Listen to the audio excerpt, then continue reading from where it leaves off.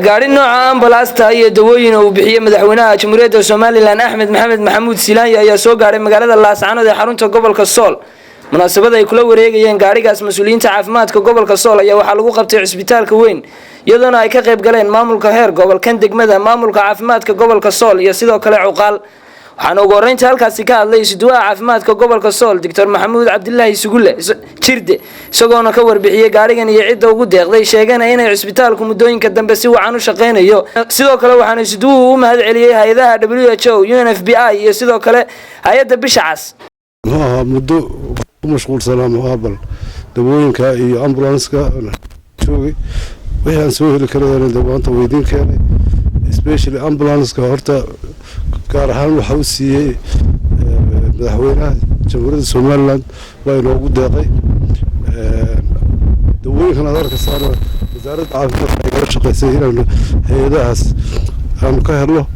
marka gudoomiyaha gobolka Sool maayirka degmada Laascaanood cuqaal hadalka uu kala dambeeyay iyaguna si isku mid ah u soo dhaweeyay gaarigan la soo gaarsiiyay isbitaalka weyn sheegana inuu haatan baahi weyn u qabay isbitaalku. waxaynu mahadnaqaynaa isduwaha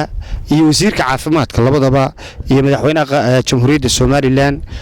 oo uu isduwa inoo sheegay in uu soo dhiibay madaxweynuhu ambalaaskan sida ka waraysayna maalintii dhaweytay madaxweynuhu inoo joogay waxa uu wasiirku inoo cadeeyay inuu hal ambalaasna soo wado isduwuhu ambalaaskii labaadna uu inoo imanayo bisha 9aad hadii la ka dhigo marka khayr badan baynu rajaynaynaa. alaabtan inaan taagan dantamiska iyo dawada waa horumarkii aynu wasaaradda caafimaadka filinay intii wasiirka cusub yimi culays badan oo aynu tabaynay inaga yaraaday way hordhac u taandareemaya taamirkan ka gudbo halka dawo aad u fara badan baa taala gaar ah inoo taagan dawadaas dadkii loogu talagalay ha gaadho insha Allah marka ugu horeysa ambalaasta iyo dawada la keenay isbitaalka annagoo ku hadlayna afka shacabka gobolka Sool ama degmada Laascaanood waanu soo dhaweynaynaa waanuna gudoomanay ugu mahadcelinaya wasiirka wasaaradda caafimaadka Jamhuuriyadda Soomaaliland Dr. Salmaan Ciise Axmed Aglatosiyo oo noqday wasiirka koowaad ee ugu deeqa wasaaradda caafimaadka gobolka Sool ambalaaska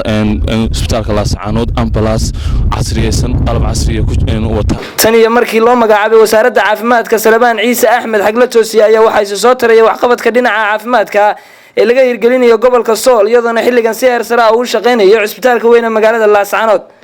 سمير سعيد Somali News TV Laascaanood.